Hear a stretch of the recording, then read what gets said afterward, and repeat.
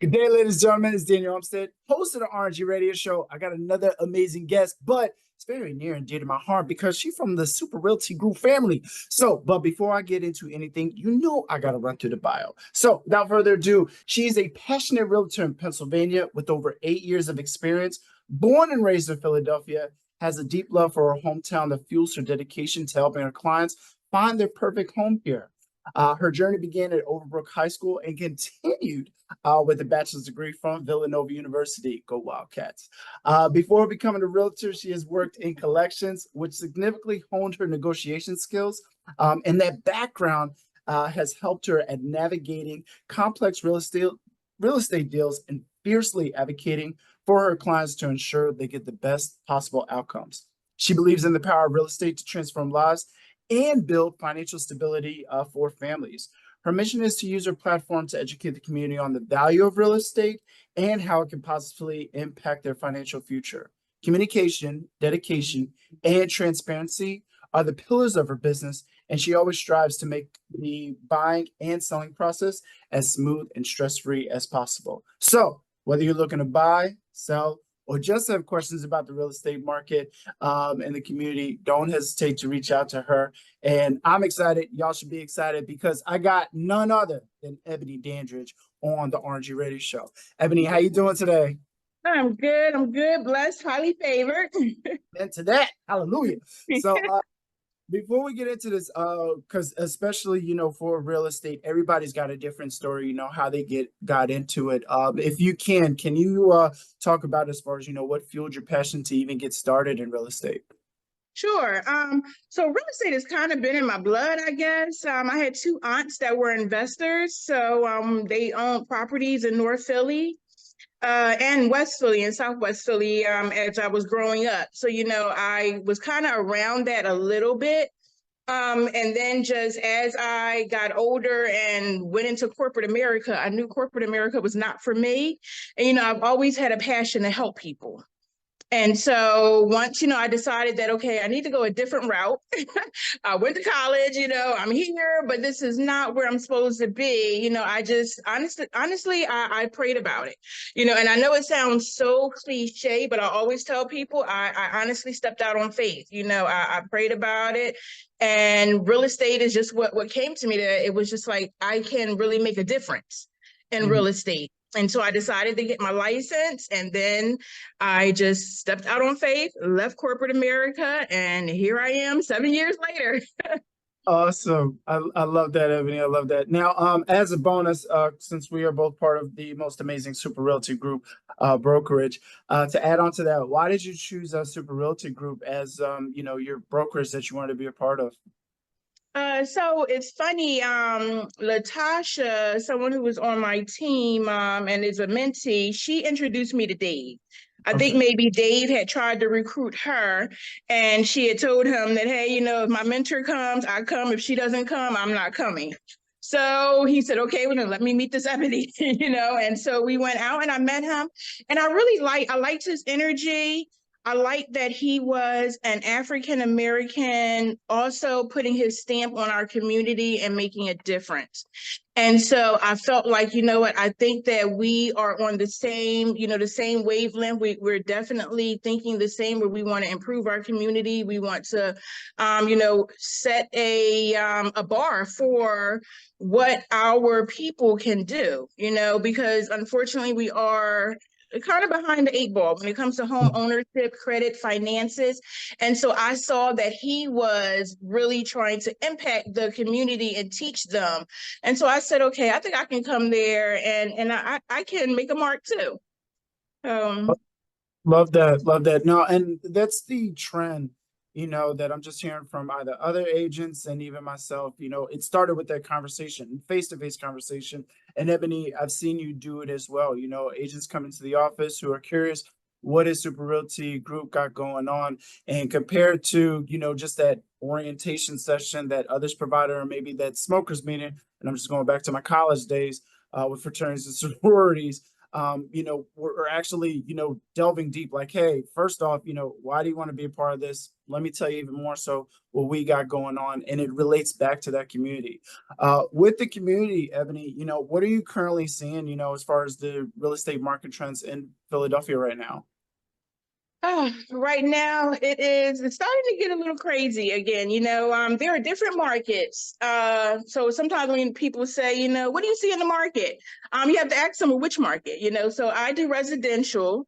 So in that market, I see that it's not a lot of houses on the market that are good houses. And when the houses that are on the market that are priced right, that they're, done right, they look nice, they're hot properties, and they don't last.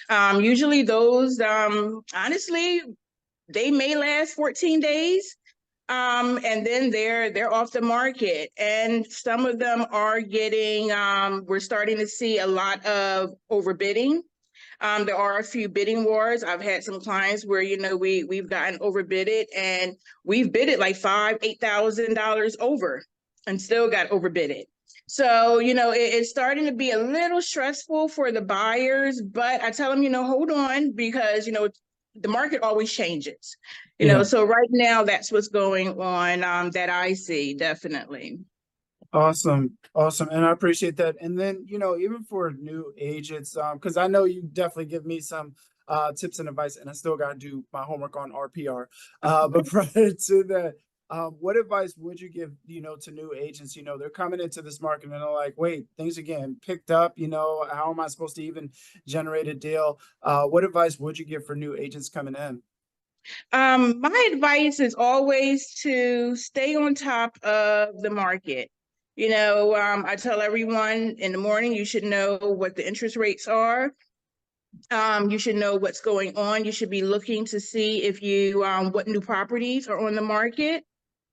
And really just staying knowledgeable, because unfortunately there are hundreds and hundreds and hundreds of agents out here, but the ones that are knowledgeable and that can really guide the clients are far and in between.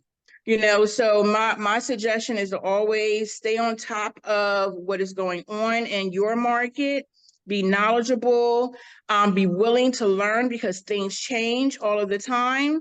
And be coachable, because it can be difficult out here, but you have to know how to continue, have your business continue, and I always talk about, when I talk to agents, about that funnel, and making sure that your funnel is flowing. So in order for it to be flowing, you have to do that lead generation. We have to do things that we don't necessarily want to do, like cold calling. But that's what keeps your business going. And so that's really my biggest suggestion, and advice to new agents. And also to remember that, you have highs and lows, in this real estate business, you have highs and lows. So sometimes, you have all these deals and everything's great, and then you kind of forget to do the things that you did to get those clients, which is the lead generation, going out in the community, talking to people, reminding them that you're a realtor. And that's the other thing. I also tell people, do not be a secret agent. Yeah. Sometimes people, they don't want to tell, for whatever reason. And yeah, if no one knows that you're a realtor, you're going to get business. Yeah, I think, and even me starting out, I think the worst thing that was always hitting me, especially if I'm like advertising on social media, not as frequently as I should have, but just putting it out there, and then somebody reaching out to me like, "Hey, you still doing real estate?" And it's like, yeah, it's on the profile. So yeah, you got to get away from being that secret agent. And if you're looking at this right now, listening, pause it, put up something that says you're an agent, or text about 5 people. Yes. With that, Ebony, we talked about, credit, especially in our communities, as far as, being behind the 8 ball. What advice can you give out to, first time home buyers who are just getting started, who maybe not have that greatest of a credit score? What things should they be doing right now to get prepared to own property and buy their first home? So the first thing that I tell my clients when I have that initial conversation and we talk about credit, if they don't know what their credit score is, the first thing I tell everyone is to download Credit Karma, download the Experian app. You know, you need something that you can look at that will give you a roundabout. I do have that conversation with them that, you know, Credit Karma is the Advantage score, is not your FICO, but you're able to look at it and see what's on your credit. So you can see if you have collections, judgments, you know, so that way we know what do we need to tackle. And so that's always my first defense is, hey, let's do that. So that way we know what we need to work on. And then we kind of dive into, and let me just preface this, I am not a credit person. I am not a credit person at all, but I've dealt with credit problems. You know, I've gone to webinars and I've learned about credit, and I'm a true believer that whatever I learn, it's meant for me to give back. So I do talk to my clients and tell them, you know, as much as I know about how to clean their credit. Now, if their credit is, you know, really shifty and we need a professional, then, you know, I may suggest that they go to a professional. But I do try to work with them myself just to help them send off, maybe if they need to send off some letters or make a few phone calls, because I truly believe although we can pay people, and you have to be careful even with that, because now there's a whole bunch of credit fraud people out here who will just take your money. But I believe that when you work hard and you do what the activities that you need to do to get your credit in order, where you're monitoring your credit every day, you're sending letters, you're making the phone calls, you appreciate it more. When you see that credit score go up, you appreciate it more. And also now you know what to do to fix your credit. You know, and again, it may not be something drastic where you have repos, but if you just have some minor things, you know, I teach them about that 30% utilization, you know, your credit cards, because a lot of times people don't understand that that's 30% of your score. So if you can just get your utilization down, your score may go up 10 points, and now we're eligible for, you know, a mortgage. So those are the kind of things that I just educate them on, just so that way, you know, that they know a little bit, but just enough that they're comfortable with being able to make financial decisions. I love that, Ebony. I couldn't agree with you more. And it goes back to that knowledge piece, you know, just doing the research on it, signing up for Credit Karma. These resources, ladies and gentlemen, are free. You know, you're just putting in your information. You know, you're going to have to put in your social, you're going to have to put in your date of birth, but it's something that you do need to keep an eye on, and you need to take continuous action. It's not just the one letter. Ebony said it clearly, letters need to be going out, you know, as far as that follow-up. So thank you so much for that, Ebony. Before we continue further on with the interview, because of course we're connected on social media as well, where can folks find you at and follow you, as well as get in contact with you on social media? I'm sure. Yep. On IG, I'm Eboni _ the Realtor. On Facebook, I'm Eboni the Realtor. And I am here at Super Realty Group. You can always find me here. Yeah. I think that's probably it. Oh, good. And then when you are working, you know, with your clients, how are you like even helping them? You know, we talked about, you know, maybe being overbidded, and then for the agent side, of course, making sure that they're knowledgeable. How are you working with your clients as far as, you know, to help them be competitive in this real estate market? So it goes back to education again, you know, and educating them on the market and what is on the market currently, what is sold. So once we are deciding on, you know, a purchase price, we sit down and we go over, you know, the numbers. And then if I do know that, hey, this is the property, it's not going to be on the market long, you know, I definitely talk to them about that. And we go over the pros and cons with, okay, so, you know, you're eligible to go up, you know, $10,000. Do we want to bid 10,000 more? Is it worth that? And so, you know, we sit down and go over that. I definitely, one thing I always do is go over their buyer's estimate, but also what their estimated mortgage payment will be. Because a lot of times people, you know, they know, oh, I'm approved for 300,000, so let me find a house that's 300,000. But guess what? That payment, The 3,000, payment don't mean that you so like that. yeah, just because you're approved for that doesn't necessarily mean that that's your comfortability level, So I like to also have that conversation, because a lot of times once, our clients, when they see these houses, they fall in love with the house. They know this is my house. I want this house. And so you have to remind them, well, listen, you love it. There are 5 other people that love it too. So, let's sit down, and one thing that I always remind my clients, especially when we're in a market like this, where you can get overbidded, where there are more buyers than properties, is that I always have to remind them that what God has is for you. And Amen. literally, I tell all of my clients that what God has for you is for you, and can't nobody take it from you. That your house is out there, and I definitely like to say that, because it can get stressful. Yeah, I have clients that literally that have cried, like, I think I just want to stop. It's not meant to be, no. Or I get this where my cousin bought a house and it wasn't this hard, for her. And I have to remind people, your journey is your journey, like we're all on our own journey. And so just because one person, this is how their process went, your process, it may not go that same way, but that doesn't mean that it's wrong. That you're going to get to your house. We all just have a different path to the same destination.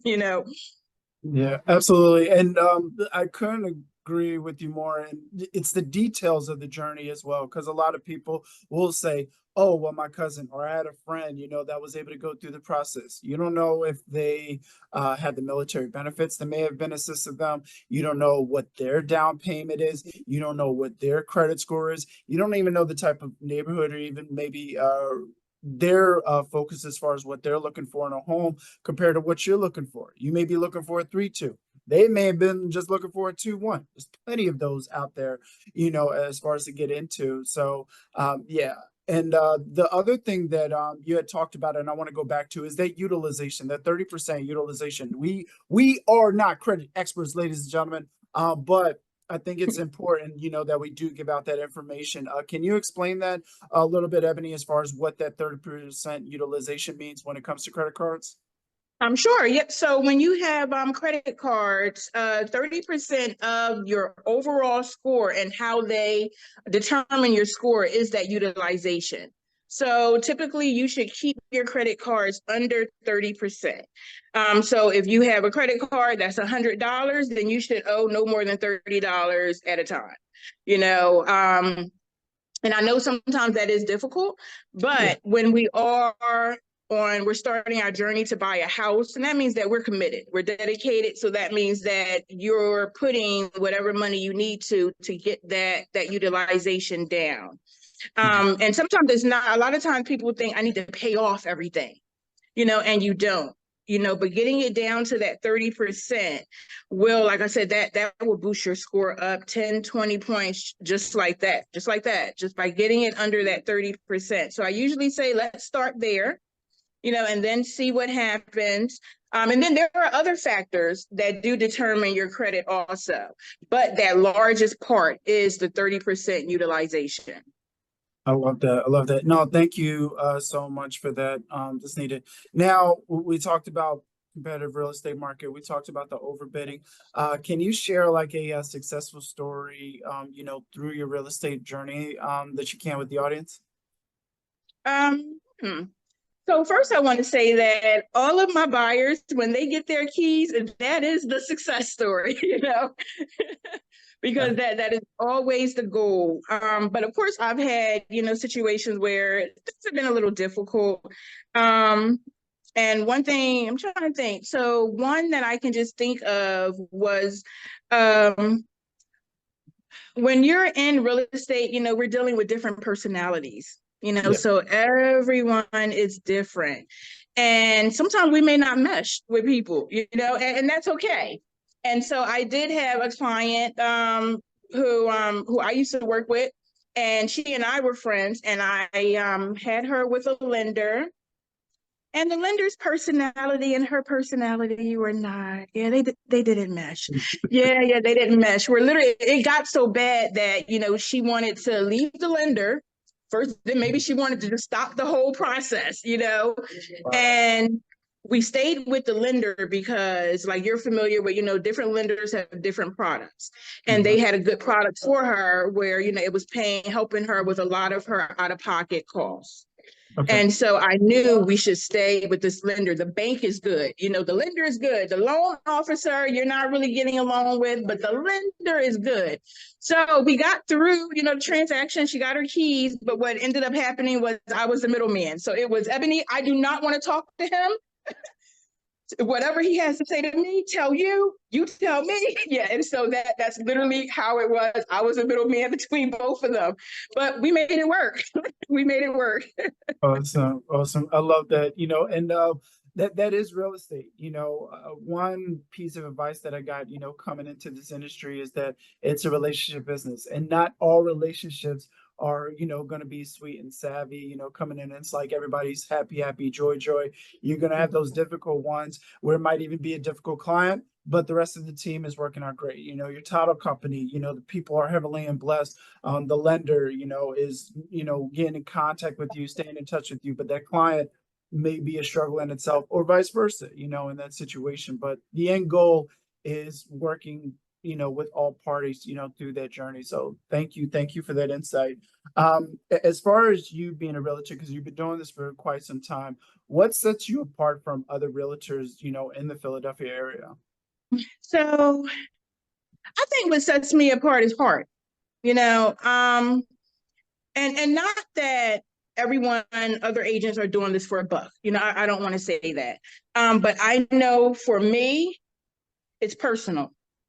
Um, my goal is to close the deficit gap between whites and blacks when it comes to home ownership, because currently there is a 29% gap.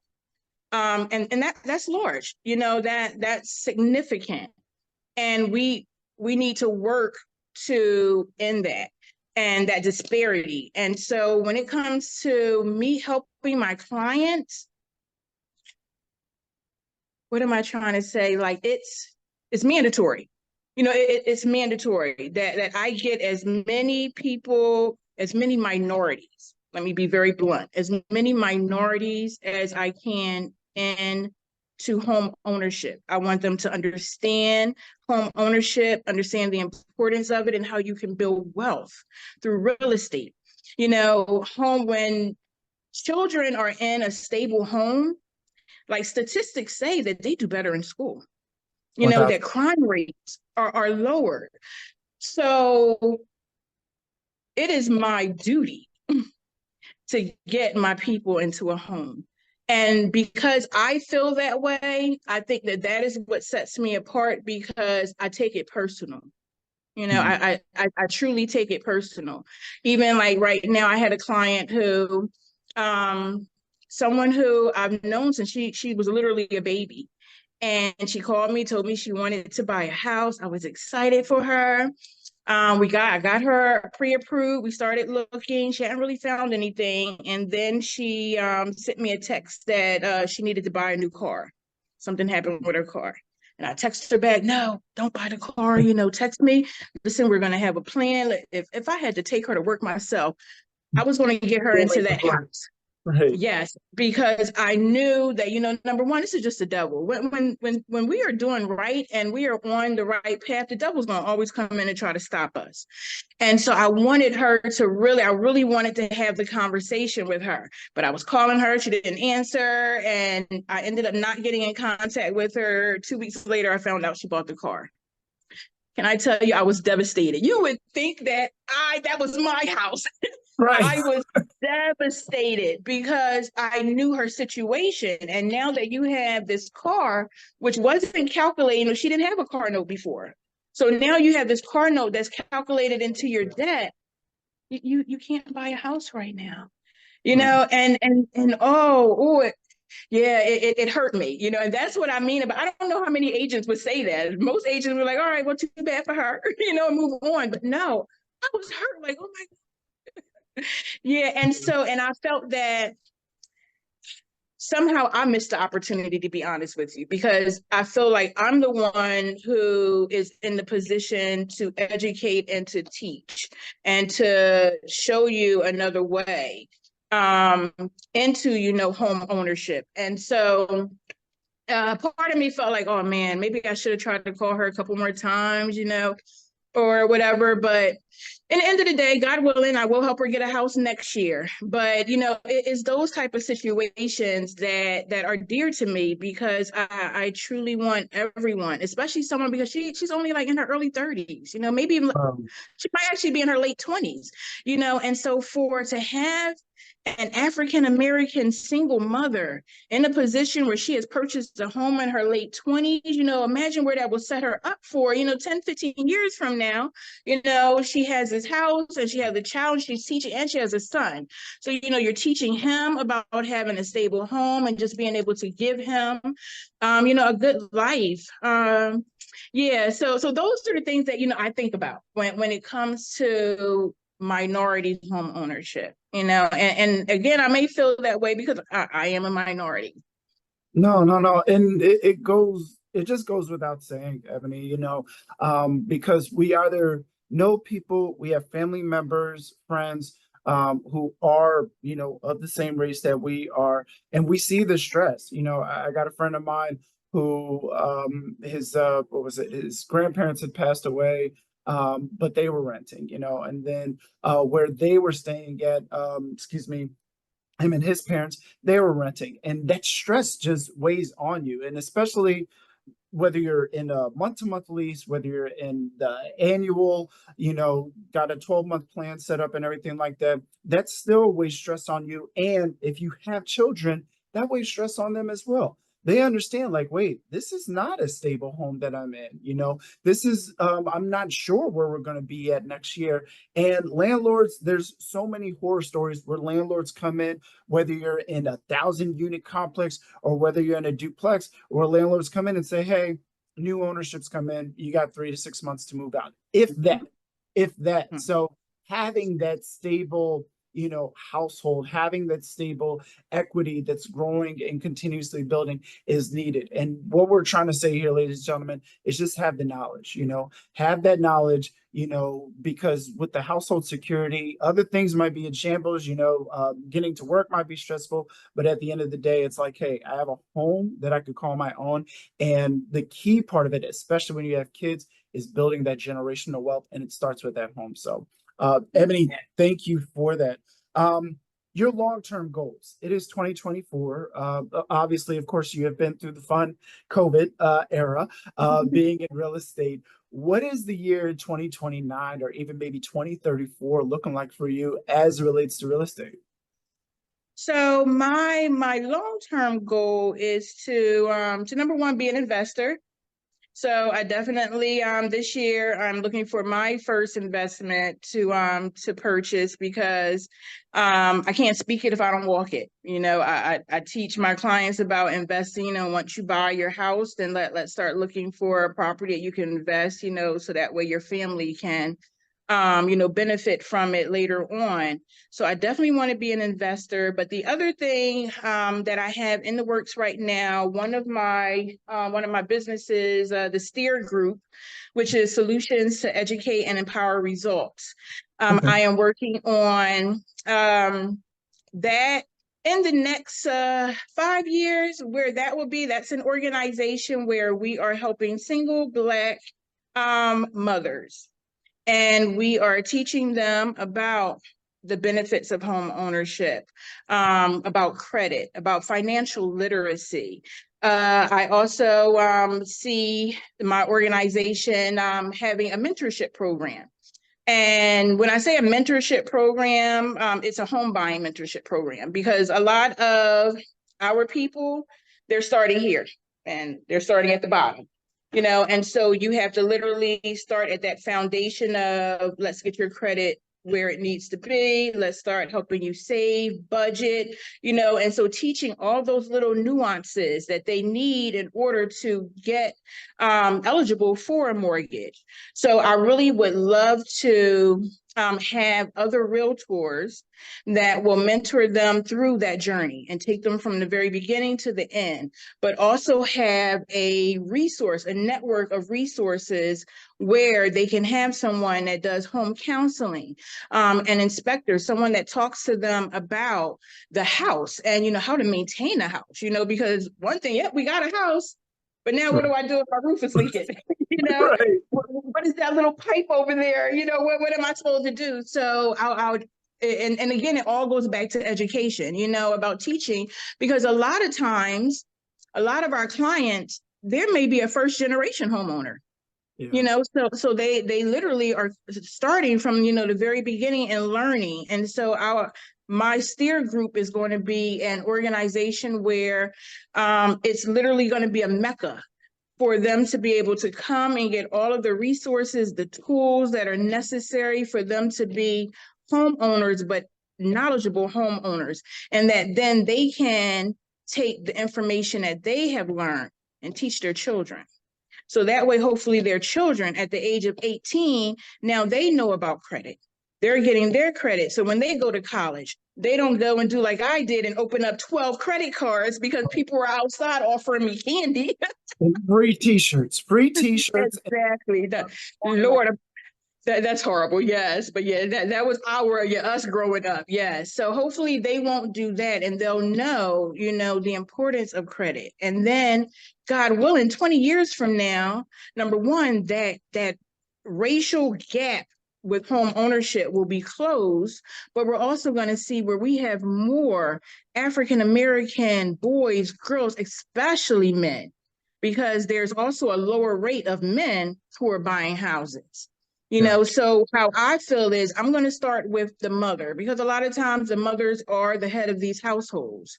So we teach the mother about credit. We teach her about financial literacy. We teach her about home ownership, about building wealth, investing. Then she in turn will teach it to her sons, to her daughters. And then the next generation are going to be so much more ahead than we were. So now we have 25-year-olds buying houses, buying duplexes, because they know, hey, I want to set myself up because at 50, I don't want to be struggling. You Right. know, at 45, I can outright own my home. I buy a house now, you know, and then use that equity to buy an investment property, you know, and so literally it's like a snowball effect, but it starts at home and it starts with the parents. And so for me, because I am a single mother, a single minority, a single African American mother, that is where my heart is. So that's where, you know, I'm going to start. So that's what my steer group is. And so 20 years from now, yeah, you're going to hear about my steer group. You know, 5 years from there, you're going to hear about it. And God willing, the wonderful things that we're doing. I love that. Love that. And before we continue further, can you please drop that contact information as far as where folks can find you at on social media again? Yep. I am on IG, Eboni _ the Realtor. On Facebook, I'm Eboni the Realtor. I have some other handles too that you'll probably find once you go on there, because I'm also I'm a mindset. I talk about mindset a lot, and I'm about positive mindset. So I do trainings on that as well. So you'll also see my my mindset motivation on Facebook and Instagram as well. Awesome. Yes. Awesome. And oh, you know what? I did forget. I am on TikTok. I don't do TikTok a lot, but I am on there as a positive realtor. Awesome. Awesome. I love that. And speaking of mindset, you actually kind of peeked into my next question. For the realtors, you know, that are just getting started, especially the ones that are doing full time. This is their business, you know, this is their life. And you had mentioned, we talked about in the beginning, the highs and lows, you know. A lot of what folks see on social media are the highs, you know. Oh, $4 million home just got sold, or this apartment complex just got bought up. And it's like, wow, I really want to get into it. But there are those dark days, you know, there are those low days when somebody's going through that. What is your advice, you know, towards that, towards those dark days? To stay positive, you know. I'm very big on affirmations. And so I do talk to agents about creating affirmations that speak to you, because like you said, times get hard. And sometimes we have to remind ourselves that I am the ish. I have to Hey now. remind myself, yes. So, I do tell people, agents to create these affirmations, and speak those affirmations, say them in the mirror, say them every day. And to number one, keep that positive attitude. A positive attitude can honestly go a long, long way. And to stay diligent. You have to stay diligent because you're a realtor, but you're also an entrepreneur. So I have to remind people that every day that you don't, do something for your business, honestly, 90 days from there, you're not going to get paid, because we don't get paid until our clients go to settlement. So we can't waddle too long and, oh, this deal fell through. Okay, oh, I did this wrong. You figure out what you did wrong, learn from it, but then you got to get back up and just do it again, and that's really what it's about, is just being very motivated and committed to your craft, and just staying positive and just reminding yourself what you're here for, what your goal is, because we have to remember that everything isn't going to be easy. If it was easy, every single person out here would be a realtor. Everybody would be an entrepreneur, because who really Yes. wants to answer to someone, but it's not easy. And we are gonna have hard days, dark times. I have them, there's tons of times when I'm like, okay, I don't know what's gonna happen tomorrow, like I need to get me some money, I need to have a closing, I need this. But at the end of the day, when you love what you do, then everything else falls into place. Honestly, when you love what you do and you do it from the heart, then everything else is just going to fall into place. And sometimes we have to remember that. Oh my gosh. Oh, yeah, and the passion just goes a long way. I mean, I teach this even into my own son, letting him know it's like, hey, the money's going to come, but if your passion is not there, if your love is not there for it, kind of like how we were talking about those other realtors who, just look at the number, and this Mhm. is a relationship business. It's, yes, it does come down to transactional where, they put down a certain amount, they go through the lender, they close on the house, and then, yeah, you get that closing check. But through it all, through that journey that we were talking about before, your heart and passion needs to be into it. So you have that greater outcome. Your story that you talked about, the young lady where it's like she bought a car and it's like, it hits you because one, it's another African American who's being pushed back. It's somebody who has to wait maybe another 6 to 8 months before they get back on track to where they need to be at. So, no, thank you so much for that, Ebony. A couple more questions before I let you go. Times have changed since, of course, we've both been in college, where I don't even think Obama was president. I know definitely for me, I was just getting used to Google. But now, real estate is kind of a little bit easier. We got Chat GPT, we got a few other things. Can you speak on the real estate technology, currently right now, that's not only benefiting clients, but also realtors as well?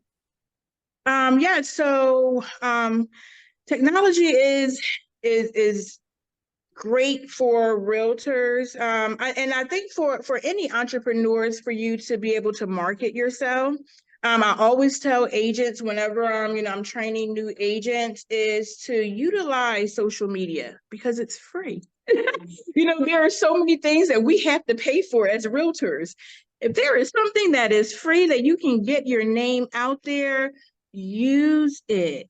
Use it. And so I am very big on the social media, now with the invention of Chat GPT, I feel like it has made it a lot easier, because someone like me, I don't particularly like social media. when it comes to posting. Like I like to go on there and look. I'm more of a lurker than, a poster, but I recognize the importance of me marketing myself on social media. And unfortunately, in the world that we're in today, if people don't see it on social media, it kind of doesn't exist to them. So, you can say, hey, I'm a realtor, but then they start flipping through your page. All they see is you eating, you cooking. They see you were over in Atlantic City. They're like, yeah, I don't see anything about you being a realtor. You're not a realtor, So it's crazy, but we have to move with the times. So if that is what's important right now, then unfortunately we have to move with it, whether we like it or not. So I like to tell agents, especially ones who are like, well, I don't know any posts, anything to do.